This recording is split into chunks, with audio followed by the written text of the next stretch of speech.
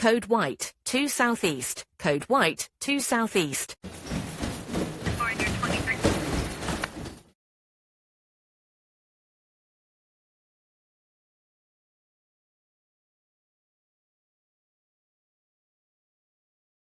Well, I got a 911 call for someone who was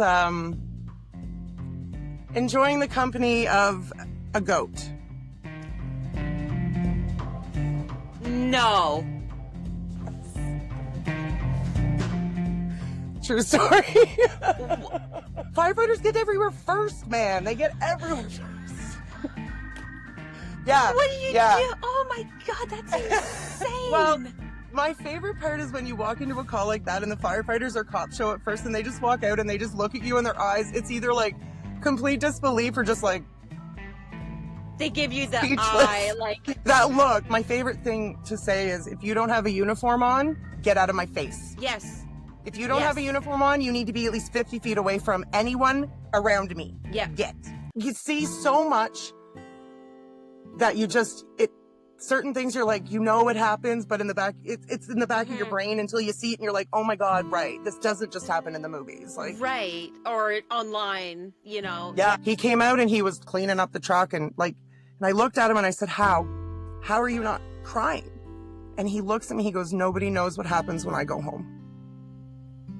I am also an empath and I had to shut that down when I became a paramedic. I just shut that down. And that was the hardest part, was not opening. Like, I felt so much of these people's pains. The sounds that come out of parents, it rips you in half. Ooh. I caught a mom after we told her.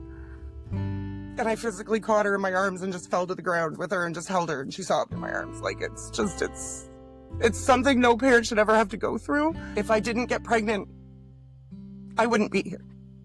Straight up. Because he gave me my reason. He gave me my reason. Yeah, he did.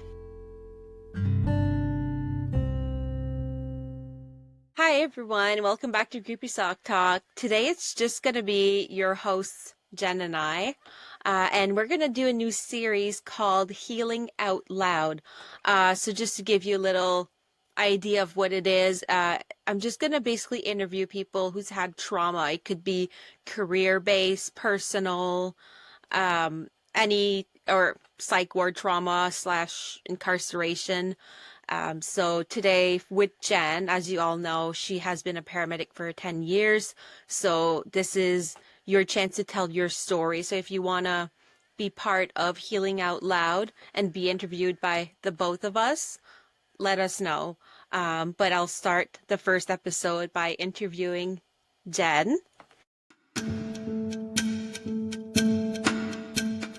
Can you tell us a little about your background and what led you into this field? Well, in all honesty, I was a lifeguard from the age of 16 to 21 and taught swimming lessons, all that stuff. I wanted to be a lawyer my whole life. Wow. Yeah. I have a degree from a university and realized after about 4 years that that's not the route I wanted to go. And then one of my coworkers at my old job as a lifeguard came in and she said, I'm going to go to paramedic school. You should join me. And I was like, weird. Okay. So I read up on it and applied and got in. And that's kind of where it all began. I've always loved to help people, but I guess I never really thought of a career in it because I was young, but it was the best decision I ever made. That's awesome because lifeguard, you do sometimes have, you have to know CPR, I'm assuming. Yes, first aid, CPR, all of that fun stuff, how to put people on spinal boards, all that stuff. So that's right. Have you had to do that? Yes. Yeah, I've had a couple water rescues as a lifeguard and as a medic. So. Oh, wow. Oh, that's really cool. Yeah. You went from like lifeguard to potentially lawyer to paramedic. That's so cool. It's like you went full circle there. Yeah. Right back to helping people. Yep. So what was your very first day on the job like? So as a student medic or as a real life medic? I would say real life. Yeah, like your first, like, you graduated and you're now a medic. My very first actual shift as a medic was a night shift, and I fell in love with it instantly. I loved nights. I was a night owl, and it was completely insane. We were so busy. My first call was actually a fatal overdose, and that was very eye-opening, as I grew up in a very small town and didn't even realize that there was things like this going on. I was naive. So that was my very first call as a real medic, was a fatal overdose. So that was a bit of a slap in the face, but it humbled me very quickly. Wow, that's a lot. Because you Yeah. could have like any other type of call, like some are quite easy, like if it's like, oh, chest pain, but there's absolutely nothing. Yeah. But you had to get a fatal overdose. So that was Yeah. was it the first time you see a deceased It was, body? no. Oh, it was not, because No. your dad's field. Well, my dad didn't start being a coroner until after I was a medic, actually. Oh, But I had seen deceased bodies before, as a student medic, but also like as as a lifeguard. There was a fatality at a place I used to work. So yeah, I mean, I wasn't a dead body virgin, I guess. I don't really know if that's the however you can say that. Yeah. See, I've never seen, like, except apart from my dog, like a human. Yeah. I think that would be very traumatizing your first time. What's the funniest or weirdest thing you've ever seen on the job? It's like, which one? How much time we got? Well, I got a 911 call for someone who was enjoying the company of a goat. No. True story. First of all, I didn't even know that happened. For real? For And real. second of all, what, like, did the goat get help? I Screw the don't. person. I don't know. The person's partner walked in on it happening. Oh my God. Yes, it was. This is one of those calls where I literally walked in. I was like, so why are we here? Because it was unknown problems of what came across our pager. And then our dispatcher was like, can you please read the notes in the computer? So I read them and I was like, is this for real? And she's like, yeah, good luck with that. So the wife or partner called Mhm. because she saw that happening. So I'm assuming it's more like a police job. Yes, but she was so vague in what she was telling the dispatcher that they just sent everybody. So Did the yeah, firefighter get there too? the firefighters get everywhere first, man. They get everywhere first.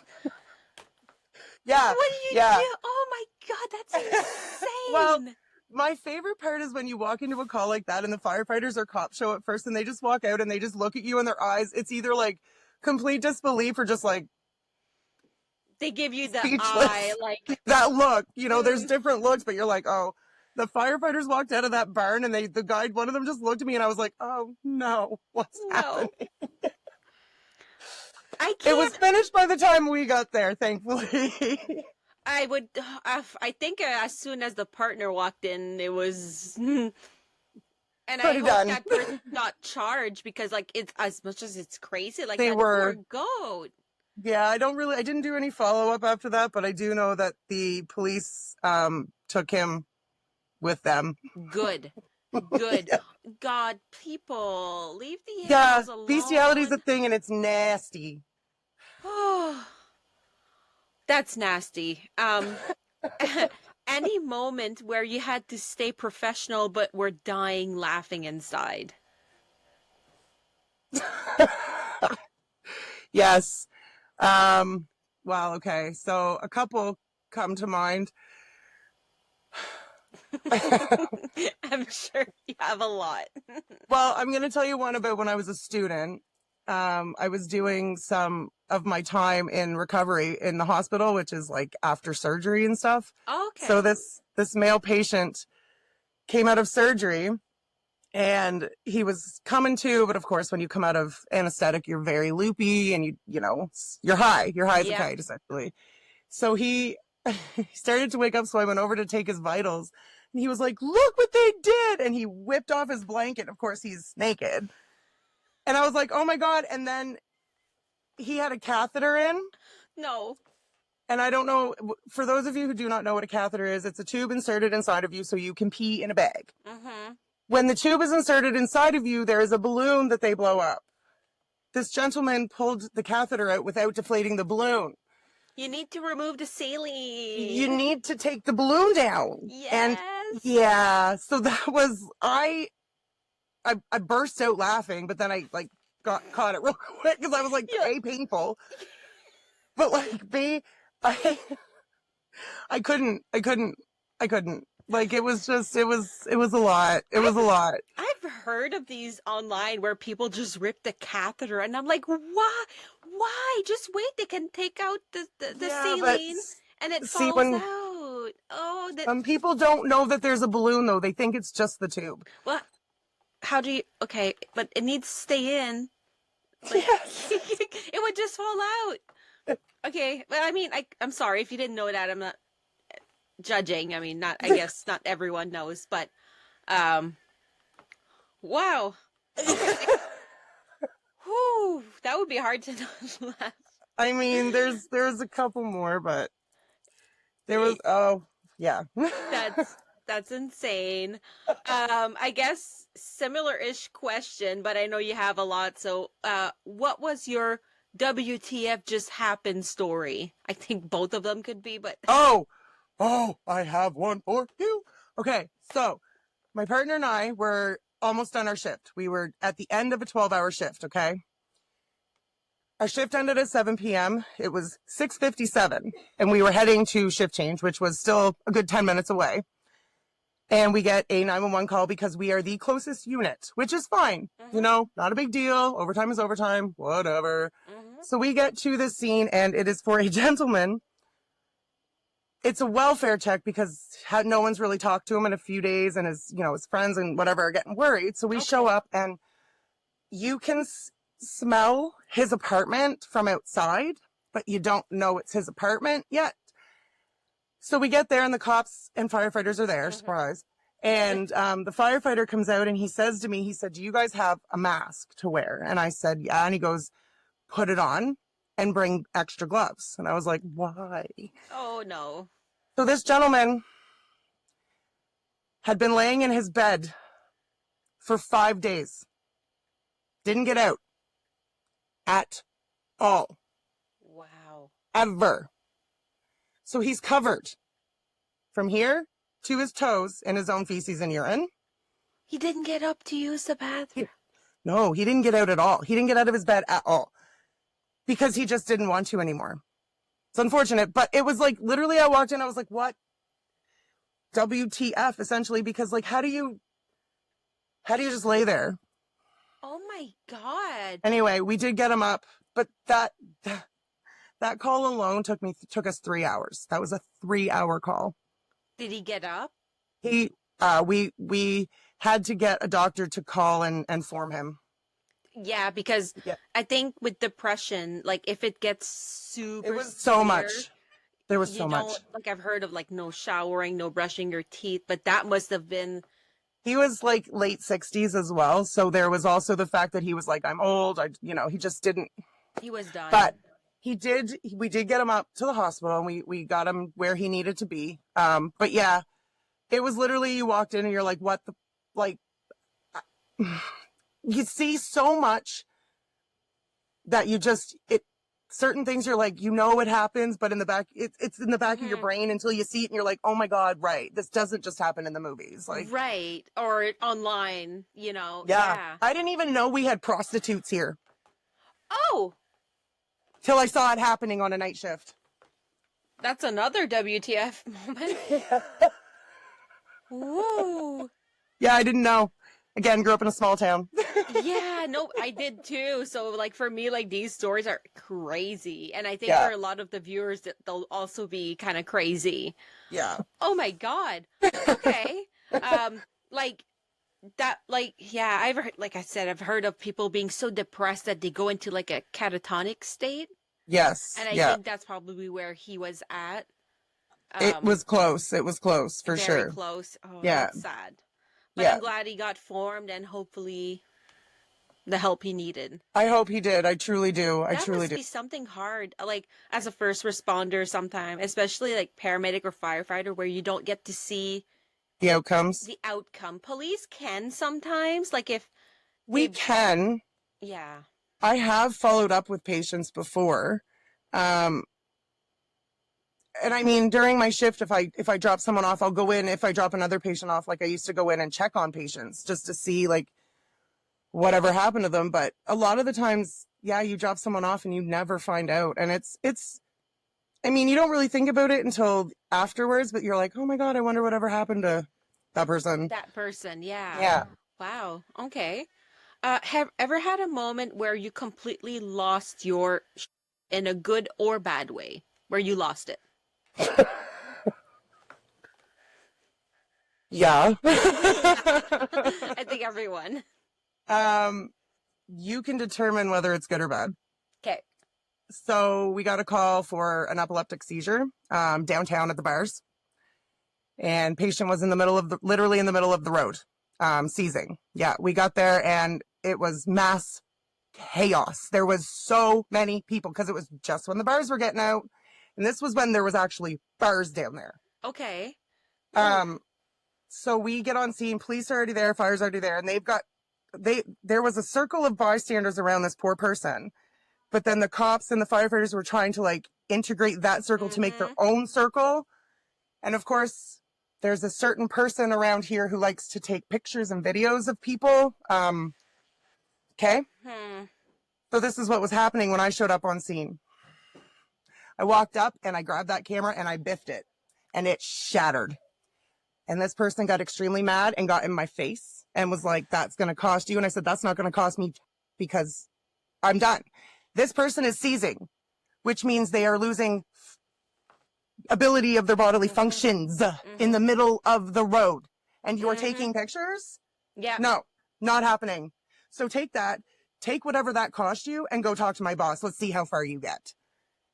Anyway, The nerves. Dude. So you've seen this person more than once, I assume. Oh, yeah. Oh, that's crazy. Come on, Yeah. people. Come on. Like, someone It's a is, disrespect thing. the longer you have a seizure, too, the more dangerous it is for brain injury. And Yes. I mean, yeah. And even, like, to get the people to move, I'd be like, get the I've out. said Like, I've said those words. My favorite thing to say is if you don't have a uniform on, get out of my face. yes. If you don't have a uniform on, you need to be at least 50 feet away from anyone around me. Yeah. So yeah, Oh, I have jeez. been, my favorite thing was when people used to cock their fist at me and I'd just be like, you get one and then you better run fast. They would do that? I've been bit, spit on. I've had my earrings pulled out. I had my nose ring pulled out. I had my hair pulled. I had my stethoscope choked. Like, yeah. Okay, people are literally insane. People are literally. Yeah. I'm sorry. If you do that, you're a up human being. Yes. Okay? Yes. Like, respect the first responders. They're there to help you. They're Yeah, there to help people. I've said it before. You called me. Like, if you didn't call me, then get out of my way. Right. 100%. Oh my God. Yeah. Woo. I would say it's a good thing. Because that person needed to learn a lesson that... He didn't. Like, he didn't. Of course not. Well, he had to pay a new camera. He or she. Person had to pay a new camera. Yeah, because I didn't pay for it. No. And you probably did Never it in did front go of to the my cops, boss. too, and the cops were like... Oh, yeah. Yeah. See, Well, the cops can't do that, though, because they would get in trouble. Yeah, they would. Yeah. This is why they loved me. So I just walk in and be like, I own this. Yeah, I own this. I own this. Well, someone has to. Like, holy jeez.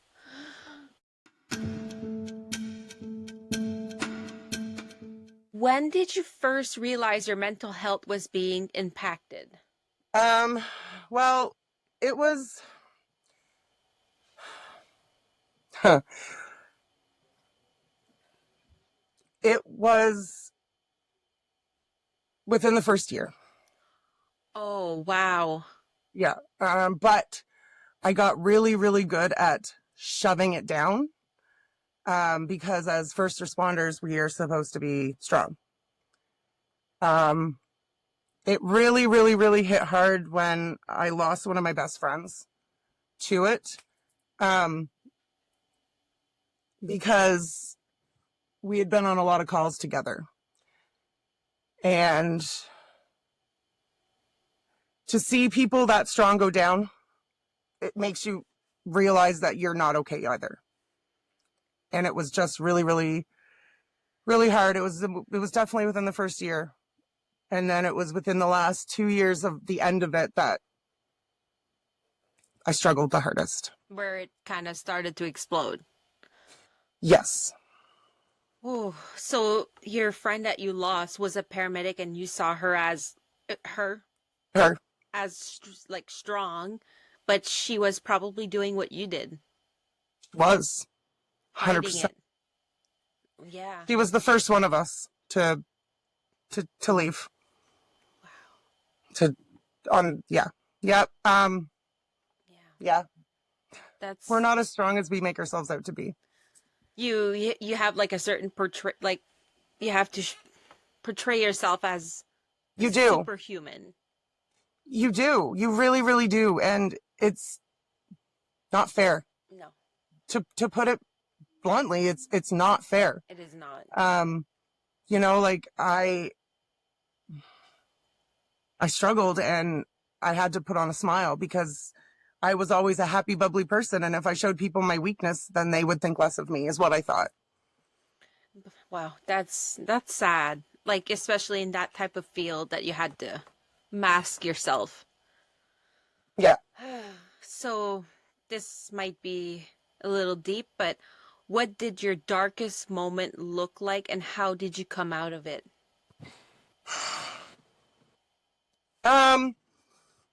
So, okay, my darkest moment.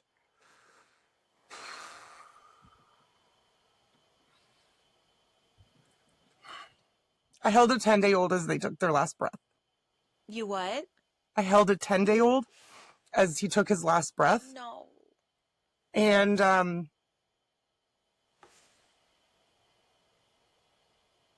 that takes a piece of you. And in that moment, I knew that this job wasn't something I could do forever. I had 5 children under the age of 2, either almost pass or pass in the back of my truck in a year and a half. And that was my darkest moments, for real. Like, if you think about it, those were my darkest moments. But it was, what brought me out of it, in all honesty, was getting pregnant. If I didn't get pregnant, I wouldn't be here. Straight up. Because he gave me my reason. He gave me my reason. Yeah, he did. So, but he, that's how I got out of it. And obviously that's not the way for everybody to do it, but Yeah. I'm a firm believer in everything happens for a reason. I was just about to say that. I actually have a literally- tattoo that says that. And I got that years before I got pregnant, but he was my very happy oopsie. 100%. Like, whew, sorry. No, it's deep. That's a lot. Like, after you have a kid, like, Everything changes. and not only the child, but like, were the parents there too? That, that's what, like, hearing a mom or dad like, I can, The nope. sounds that come out of parents, Yep. it rips you in half. Whew. I caught a mom after we told her, and I physically caught her in my arms and just fell to the ground with her and just held her, and she sobbed in my arms. Like, it's something no parent should ever have to go through. but to be that person that holds them in that moment is oddly comforting. Like, that might sound weird to people, No. but it's, you couldn't save their child, but you could. Does that make sense? Sorry. Because you're the person that's there at the moment, so Yeah. at least it brings you comfort that someone was there to hold them. Because you don't Someone know, needs.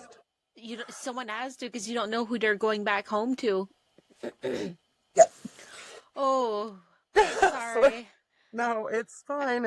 That's just like it's all of it. That's like You're not just there to save lives. You're there in the worst day of someone's life yeah, a lot of the time. yeah. And you don't just go in doing CPR and, bandaging wounds. You have to hold people. You Yeah. have to be compassionate and be empathetic to an extent.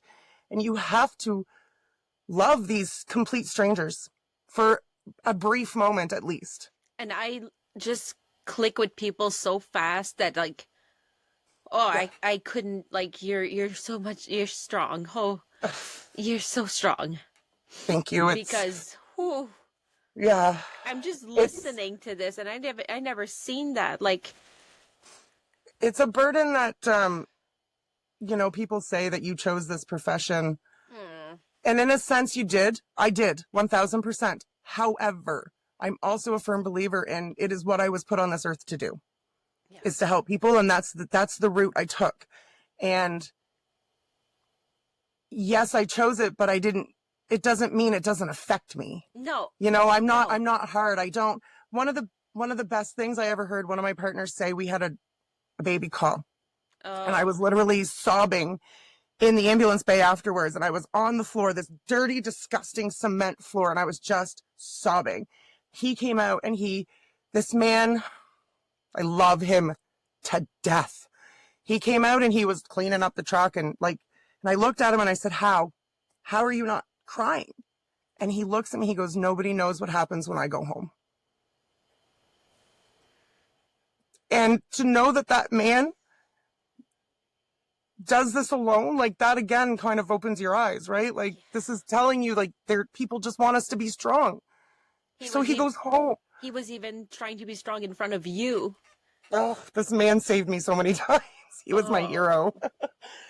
Yeah. That's so but sad. Oh, yeah, it's hard. It's hard. I wish the community was tighter and like everyone would feel more comfortable talking to each other I instead really of do going too. home and dealing with it alone. Yeah.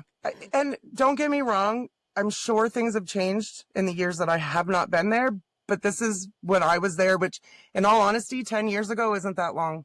It's not that long ago. No. No. Oh, and this actually you kind of answered, but it could be different. But was there support when you needed it, or did you have to go to it alone?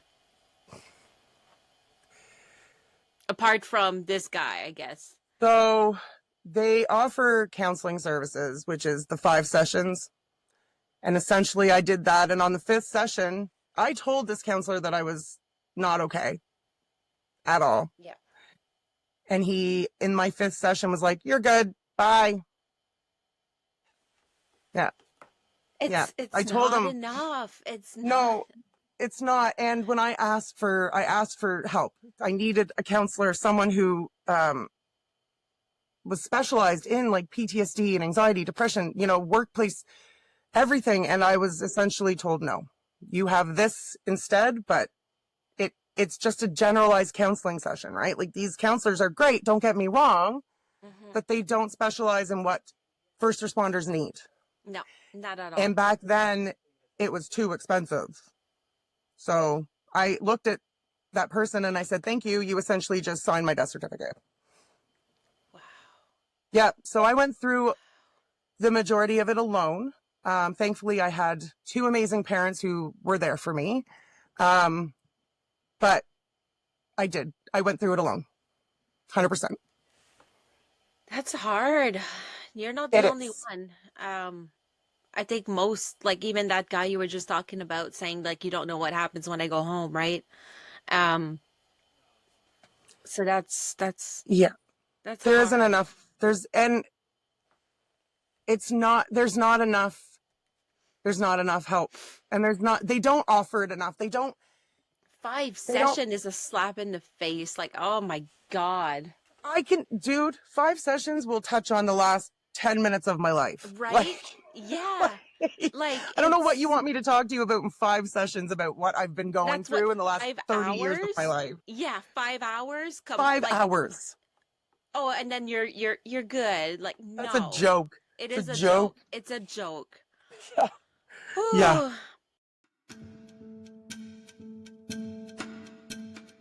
What's a misconception people have about your line of work? Oh.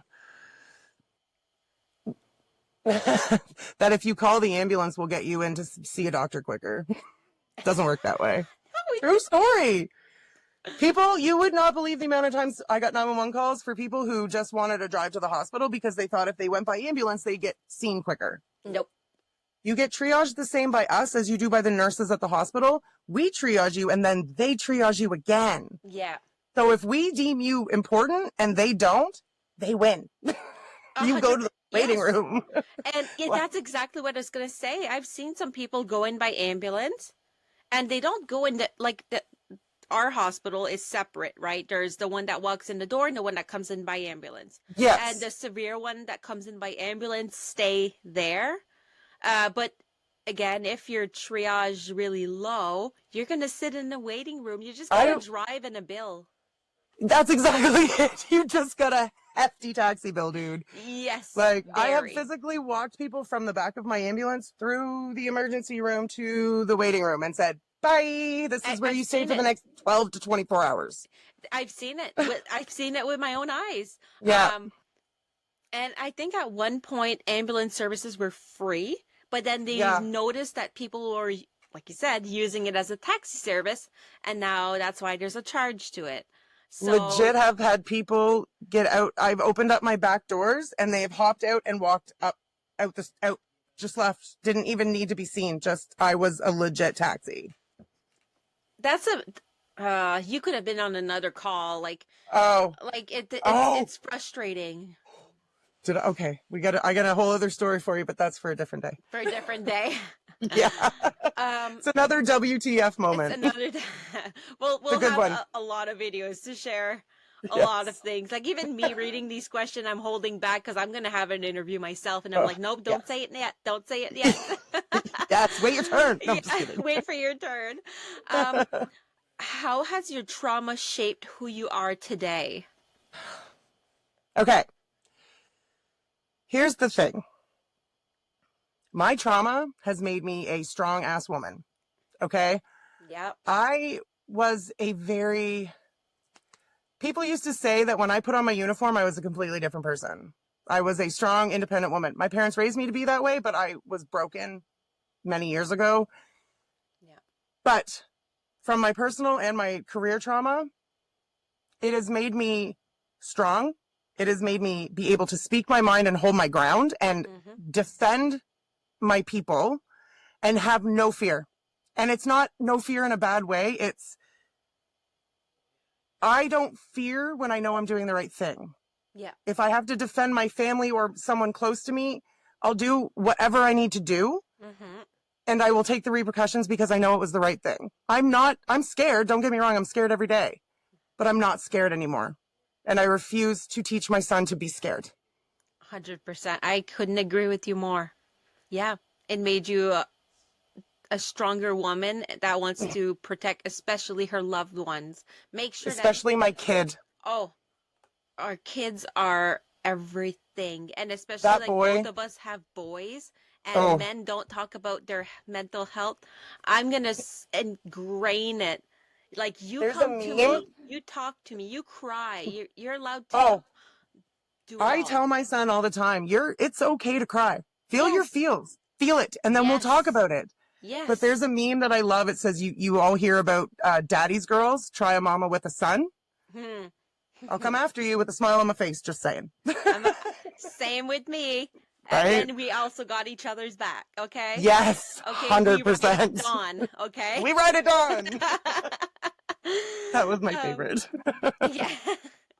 So, what advice would you give to someone just starting in your field right now? Get counseling right away. Find a therapist you like and can talk to and keep them forever.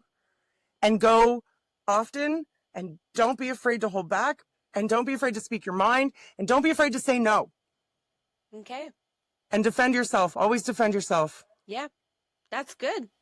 That's actually, yeah, actually, if you're going to go in a field like that, it would be good to have already like a therapist already on hand, Yeah. because Have your that first on call speed could dial. be like your first call was fatal. Just know what you're getting yourself into. Yeah. Do your research. Do your research. I didn't. I'm not saying I would change anything. I didn't do enough research when I started this career. And I was thrown into the deep end with no flotations and not knowing how to swim. So, yeah, Oh, wow. yeah, yeah. If you could go back and talk to your younger self before starting this career, what would you say? Get a therapist. Same thing. Yep. um, that and it's okay to not be okay. Yeah. I agree with that for so many people, but that's that Yep, career. Yeah, because you're yep. always told to be strong. You have to look strong. You know people have to view you in a certain way. They can't see you cry. They can't see you uh, angry. They can't. But like no, like if I saw a paramedic cry, I'd be like, "Can I give you a hug?" I think probably every person in this city that I live in has seen me cry. That's I okay. don't.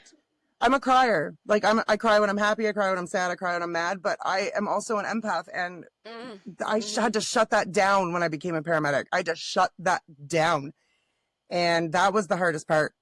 Was Yeah. not opening. Like I felt so much of these people's pains, and I still see it. Like I said, like I suffered from insomnia for Mm-hmm. years, and not sleeping was better than the night terrors. Oh, you had the night terrors with the I had PTSD. nightmares, night Oh, terrors. But to me, in that moment, in those years, not sleeping was better because then I didn't relive the moments. yeah.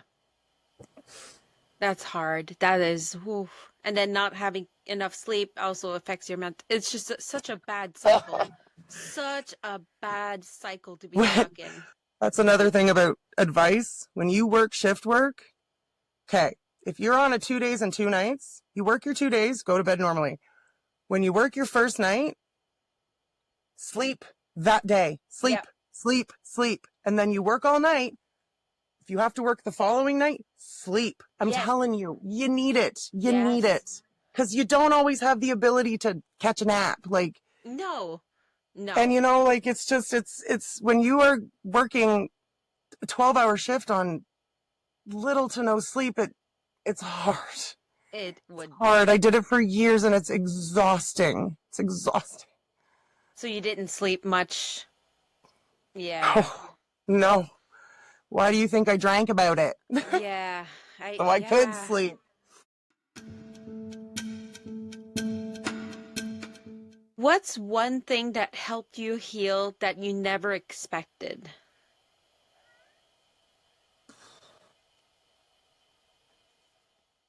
Telling my story. Oh, good. In all honesty, I used to think that no one wanted to hear it, or I was almost embarrassed. Um, but then when I had my son, that's kind of when my eyes opened because like I said before, if my story can help just one person, Hmm. then I've done something. Yeah. But yeah, it is very cathartic actually to be in the right be with the right people to tell it. If you're with people who aren't willing to open themselves up to understand, then that makes it traumatic again, all No. over. So, They call it secondary wounding. Have you heard that term? no, I So haven't. when you experience trauma, any type of trauma, and your family member, the police, it could be a medical professional, they don't take you seriously or they brush it off or they don't want to hear it. It's secondary wounding, and the secondary wounding can also be just as, if not more, painful than the actual experience itself, because it's like no one's acknowledging what you went through. So I learned that. I learned that with my own traumas, that word secondary wounding. I've never heard of that, but yeah, bang Yeah. on. It is. You have to look it up. It's especially people who you think you can trust that failed you completely, Right. totally. Oh, Um, absolutely. Yeah. so um this is not really related to career, but it's just to, end it a bit lightly. But what's your favorite guilty pleasure that helps you decompress? You can say it. I mean, in all honesty, I love watching true crime. Ooh. Yeah. And I'm very much, I don't know. I like to practice tarot. I read tarot cards. I do I too. like to, do you? Yes, Amazing. I have So my I own do, deck. oh, I have several decks. Me Yeah. Yeah. too. Oh my God, we're gonna have Yes. to like get together and read each other's. Yes. I love it. Yes. I love Yes. it. But yeah, I do. I love everything true crime. My wife is finally into it with me, so that's good.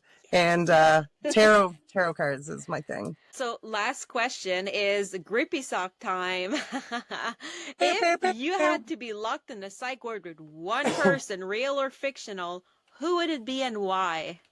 You, because arts and crafts for one. And Yes. I think that we would just have a ball. I'm sorry. And I don't want to go in there just because it's going to be a fun time. No, But I think that if we were in there together, we would click and just have a great time. I would like, okay, what I would do is I'd beg them for you to be my roommate. Yes. Okay, do you snore? Let me ask you first. Only when I'm really tired. Okay, good. We're good. Okay. I bring Sharpies. I have all colored Sharpies, coloring books. We'll watch each other's back.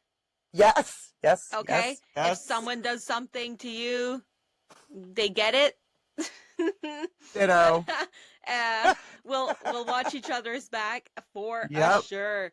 Not to Yeah. say like it is, but I'll be honest with you. Sometimes it is a blast in the psych ward. Well, thank you for sharing Thank your you for letting amazing me. story. And I know you have more. I have Or- probably more interviews that I could do with just you alone. Like, we'll do another one in a bit. oh, 100%. And if you have a story to share, it doesn't have to be career based. It can be personal. It can be. It could be career based. It doesn't have to be necessarily first responder or No. military. I'm sure there's other careers that I just can't think of the top of my head that probably are exposed, like even ER Truck nurse. drivers. Yeah, Truck drivers. truck drivers, even the people who operates train, who've seen a lot of Yep. people. You know, Oh, there's a lot of career that can have a lot of trauma. But if you have a story and you would like to share it with the world, let me or Jen know. yes. You can reach out to any of us or just our Facebook page. We'll get back to you. And Absolutely. it's a new series. I'm still gonna do we are still gonna do the Reddit story, but I also want to include the healing out loud because I think it could get more people to speak up and kind of create a community where everyone feels understood. Yeah, where you feel comfortable, because let us be your platform. Yes, Let us help you. absolutely. So thank you so much. We'll see you next week. Bye.